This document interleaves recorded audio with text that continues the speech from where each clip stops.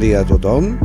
Benvinguts i benvingudes a aquesta sessió de treball sobre l'Hospitalet, els projectes estratègics de la ciutat, reptes i oportunitats. En aquest sentit, projectes com el soterrament de la Gran Via, el desenvolupament del bioclúster o els plans de millora dels polígons industrials són actuacions estratègiques que s'han de compartir amb les empreses i aquest avui és l'objectiu de la sessió. Per nosaltres és estratègica la col·laboració público-privada. Sense el sector empresarial, sense el teixit productiu, les ciutats, els territoris no avancen. Per tant, el poder estar compartint avui aquest espai amb vosaltres per nosaltres és d'agrair, però jo sí que també us convido a preguntar, com deia el Santi, a qüestionar i sobretot a treure tota la informació que necessiteu precisament perquè d'això es tracta. El soterrament de la Gran Via, aquesta segona fase, després de la plaça Europa, no és una excusa per fer un pla urbanístic, és el contrari.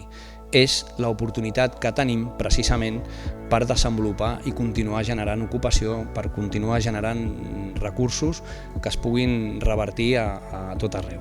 Us convido a que conegueu el projecte i que per tant us pugueu plantejar el fet de dir, escolta'm, si hem de fer una inversió, si hem de destinar recursos, si com a empresa volem créixer, l'Hospitalet és la vostra gran oportunitat que genera il·lusió, que genera esperança i és la ciutat que volem compartir i que també volem tirar endavant amb tots vosaltres. Gràcies.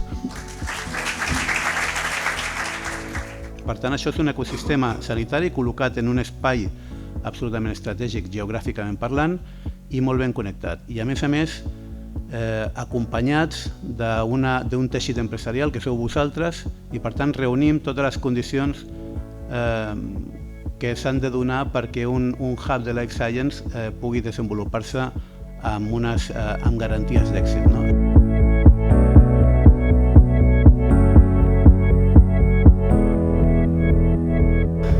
Necesitamos de vuestro expertise, de vuestra ayuda para poder realmente acabar lo antes posible ese proceso y empezar ya lo que realmente toca, que es licitar y ejecutar para tener un distrito económico acorde a lo que se merece pues, la ciudad, el área metropolitana y, como no, los empresarios que cada día os levantáis.